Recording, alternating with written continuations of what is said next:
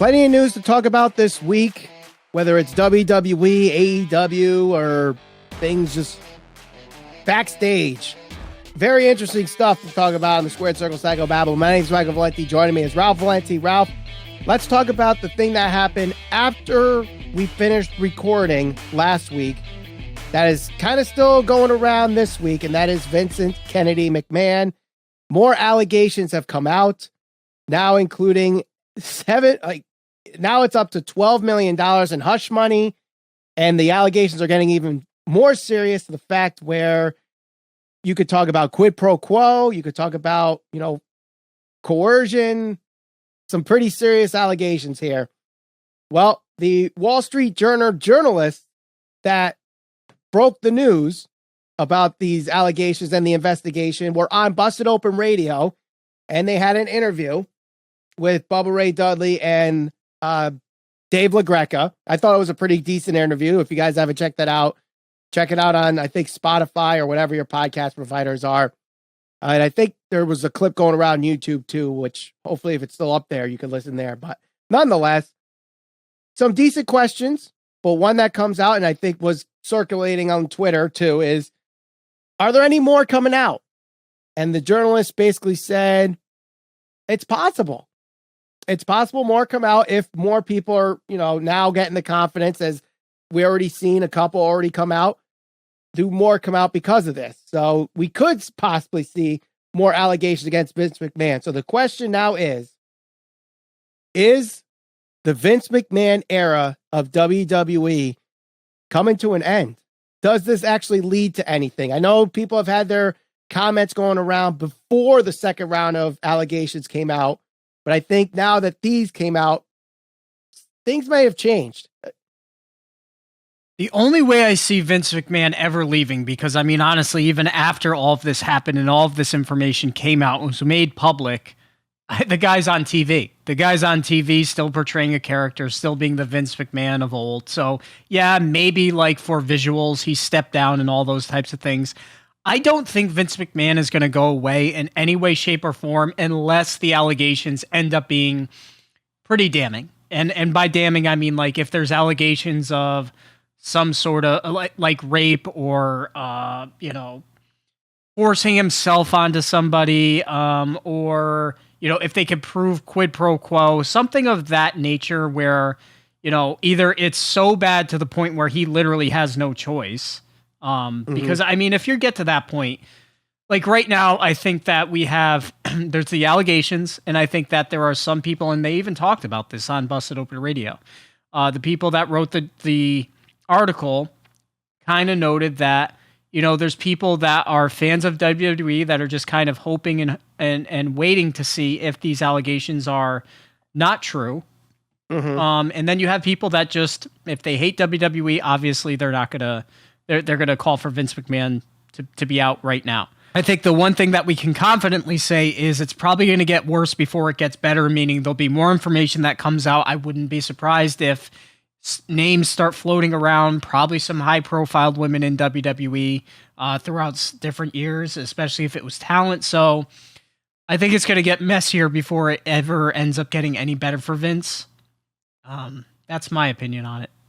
I think there was a great question in this interview, too, that I think it was Dave LaGreca that asked, and it was, do you think this kind of got thrown under the radar for so long because it's pro wrestling? And even with the allegations coming out, it's like, it's pro wrestling.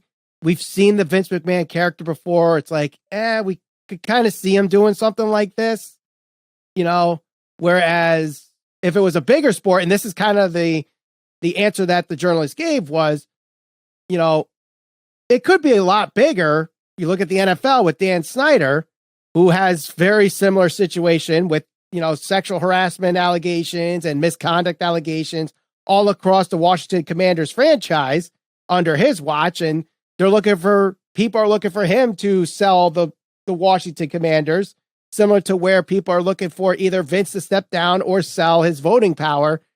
And I think I'm not a lawyer.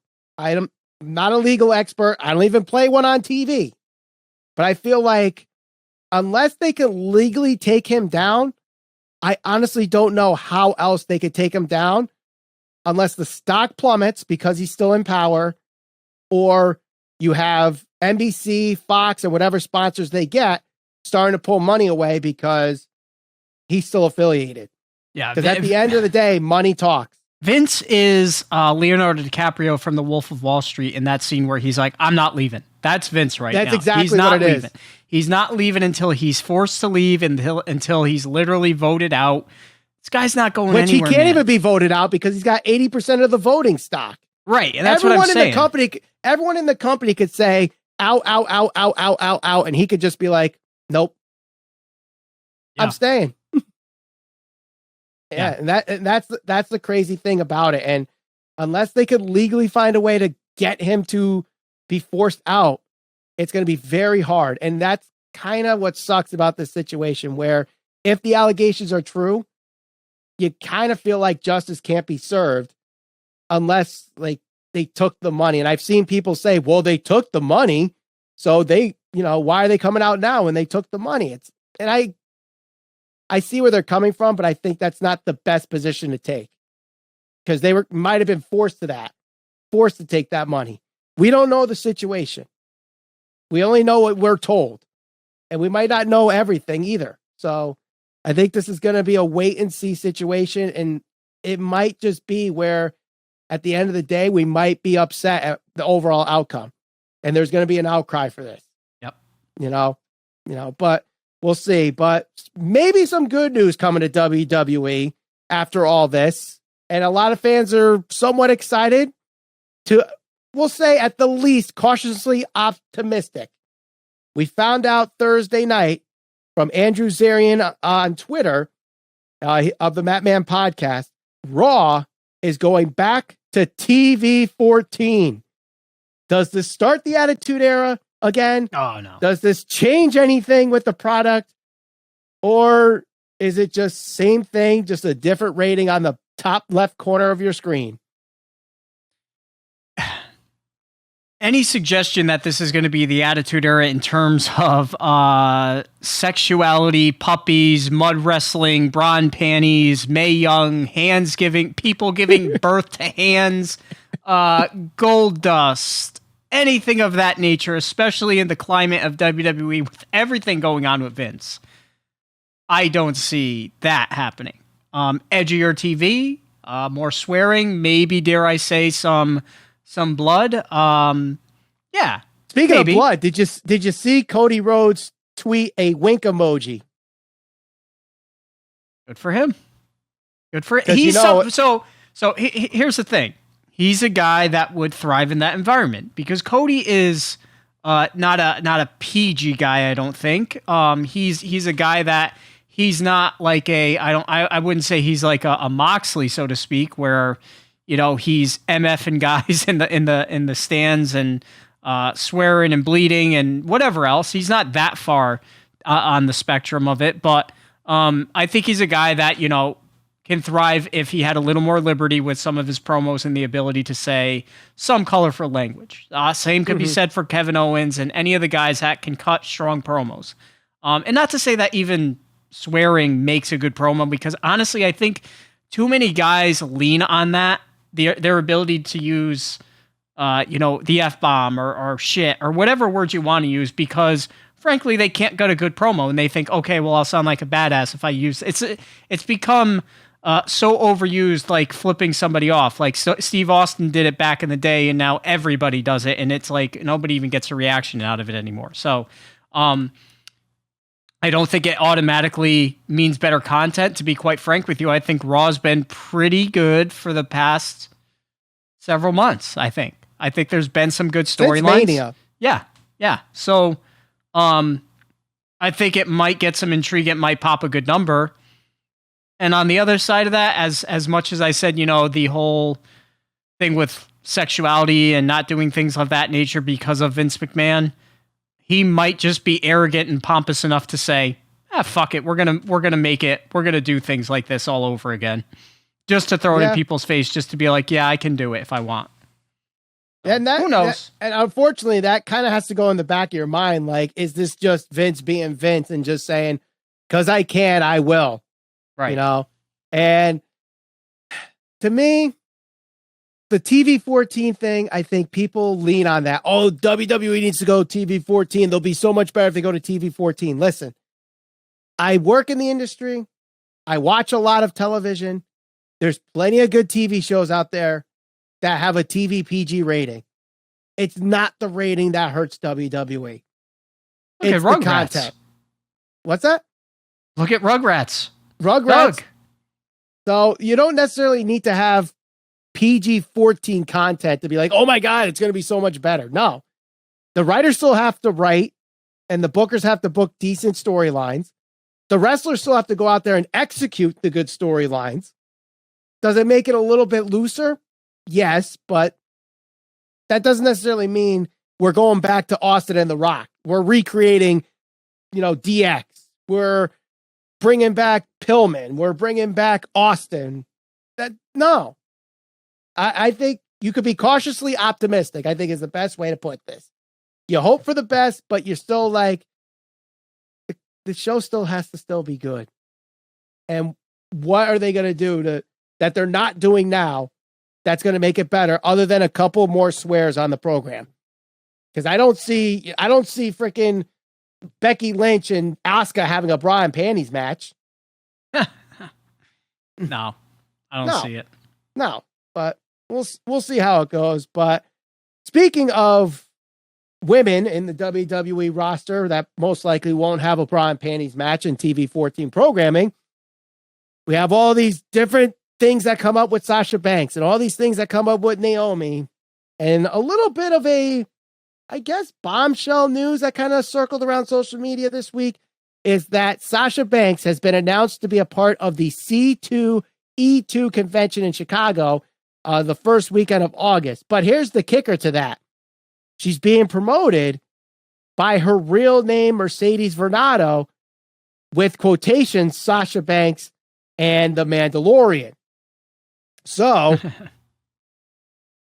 we got to ask this again. Does this mean anything?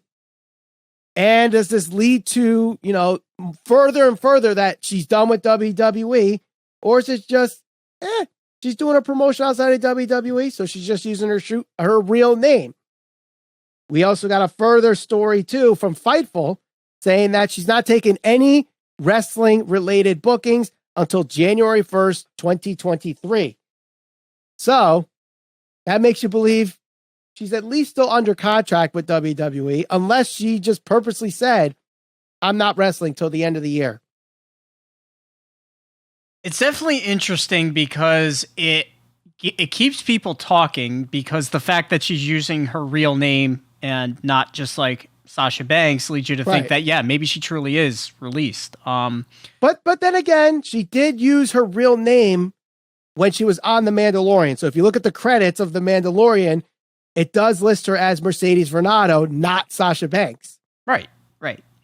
And this is so difficult because there's so much speculation. Oh yeah, well, there's she was released a month ago, 3 months, whatever the rumors and innuendo are that are going around. I can tell you that it's definitely going to get people talking, and there's definitely going to be a lot of eyes on this. So, yeah, I guess it's interesting, but I don't think it really confirms that she's not signed by WWE currently. I think this leans more towards she's still under contract with WWE, and maybe she's in a similar situation that Pac was in, where when he walked out, they basically just kept him home until his contract ran out, and then eventually he went to Dragon Gate, and now he's in AEW. I think that might be a similar situation here, where I remember there were reports being that her contract was coming to an end anyway. Yeah. So maybe this is, all right, agree that you won't do any wrestling promotions or bookings till the end of your contract, and we'll let you do any third-party stuff, just like they've been doing now. They're allowing WWE wrestlers to do third-party things now. Mm-hmm. And come January 1st, 2023, your contract's up. Do whatever you want to do, wrestling-wise. That could be what this leads to. Now, the other person on this whole situation is Naomi, and she's been a little active on social media, recently tweeting something from Twitter And this is interesting. She tweeted a picture of herself in a bathing suit. It looks like maybe at her pool at her house.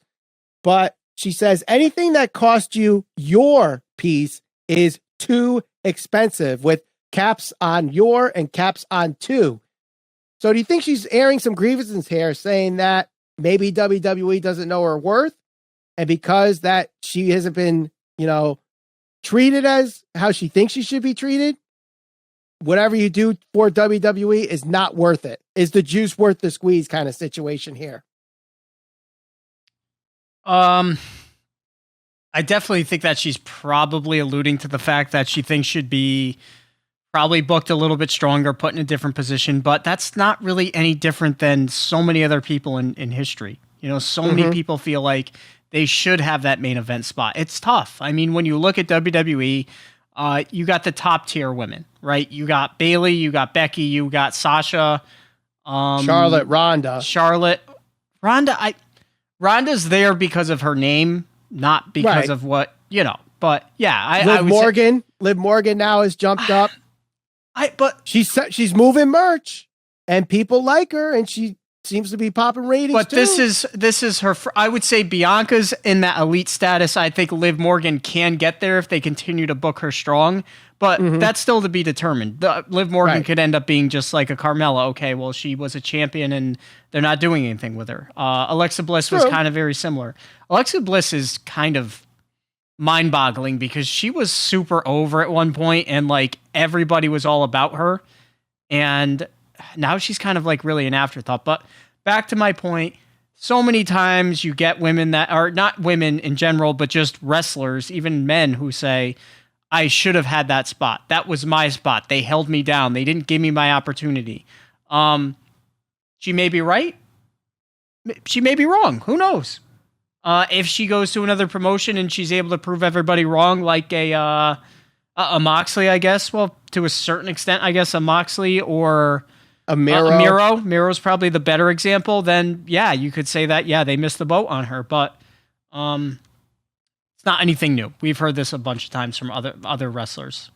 Right. Now, on the other side of the coin here, we have AEW. There's a lot of these rumors going around that Santana and Ortiz are not on good terms. Fightful Select, Sean Ross Sapp saying last week they never reported that Santana and Ortiz were not on good terms, but there's speculation that Santana might be on his way out, even with the injury, that he's not coming back to AEW. Conan on the Keeping It 100 podcast followed this up and said, no, actually, there is problems with Santana and Ortiz. They're not on good terms right now. And we kind of seen a little bit in the programming where Kingston has not been mentioning Santana as a close friend, just Ortiz. And that's been kind of the storyline where it's been Kingston, Ruby, and Ortiz. No mention of Santana in this regard. If this is the case where they're not on good terms and Santana is actually leaving AEW, I feel like AEW missed a huge opportunity on these guys. They really could have done so much more with Proud and Powerful. And you could say what you want. They main evented pay-per-views. They main evented Dynamite episodes. They were never the focal point of those feuds. They just happened to be a part of Jericho's faction. And you could, that's great. They main evented Double or Nothing with the Stadium Stampede a couple times. Great. They had a great parking lot brawl with the Best Friends. Fine. But they never really had their own storyline and their own focus. And when you thought they finally were going to have that with this feud with Jericho, in comes Eddie Kingston and steals the whole thing from under them. Yeah, but here's my thing with it. Assuming this is true, this is exactly why it's kind of, as fans, we always speculate. As people who are doing podcasts, we speculate, and we say, well, this guy's not being given an opportunity. That guy should be in this spot. That tag team should have been the tag team champion or been put in this spot over that team. But the fact is, you don't know everything that's going on behind closed doors. And I actually respect AEW for not letting the cat out of the bag if these two are not getting along. And WWE to a certain extent too, like sometimes you'll be like, oh, well, Kevin Owens should have been given that spot, or this guy should have been given that spot, whatever, the same thing. And then you find out like 5 years later in some type of podcast, oh, well, this guy had a bunch of issues backstage. He was hard to work with. He was this, he was that. He was always drunk. He was immature. And, these things happen. And we question it as fans, and we question it because we want to see people succeed and be put in certain positions. But things happen backstage. Things happen in personal lives. People don't always get along. There's issues with creative, money, the way people behave, what they choose to do with their time outside of wrestling, and sometimes decisions have to be made by the management to say, we can't put you in that position. So as much as it sucks to see Proud and Powerful potentially never get that opportunity to win tag team gold, if they legitimately couldn't work together, you can't really fault Tony Khan and AEW for making that decision. Now, if this happens, where Santana leaves AEW and he goes on his own, yeah, can you see him going to WWE? You got Cody there. Maybe he's whispering to Vince or Stephanie or whoever's running the damn company right now going, listen, this Santana guy, he's got some potential. He's a great worker. When he's given the opportunity, he could cut a decent promo. He's got a good look. Although Underrated. He's been mostly in although he's been only in tag teams at a national stage, whether it's Impact or AEW, maybe we could give him a singles run on the mid card, see what he's got. I don't see why WWE wouldn't take a flyer on Santana, especially because he already has that national TV exposure. That's what Vince McMahon wants right now. If you don't have any wrestling experience, we'll throw you to NXT and build you from the ground up. But if you have wrestling experience, it better be on the national TV level. Yeah. That's why Cody jumped back. And that's why, you might see MJF go there, or Wardlow, or Jade Cargill, maybe even Santana. That's what they want. And that's what made WWE work basically since Vince McMahon has been in has run the company. That's what made him. I'm not sure if he'd go to WWE, but I can tell you that he definitely is a guy that is underrated. He's had some really good singles matches, and he doesn't just work like the more the newer style where it's a lot of flips and everything else. Like he can adapt his style to so many other people, and we've seen him do that all throughout his run in AEW. So I don't know if I necessarily see him in WWE, but I don't think he'll have a difficult time finding a landing spot somewhere.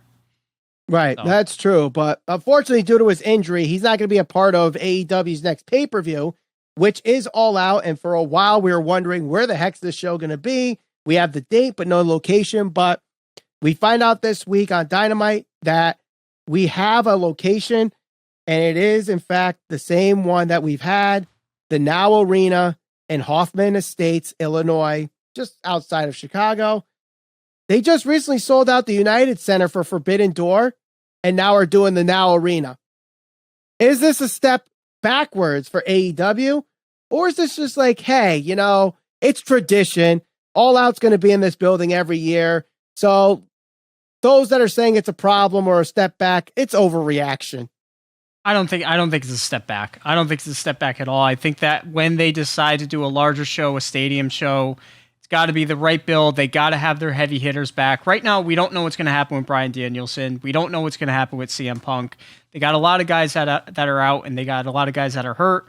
Adam Cole, same thing. So when they get those guys back and the time is right, they can probably try to do a show that's at a larger scale, but I don't see any need to force the issue, especially when you don't have your cash cows available right now.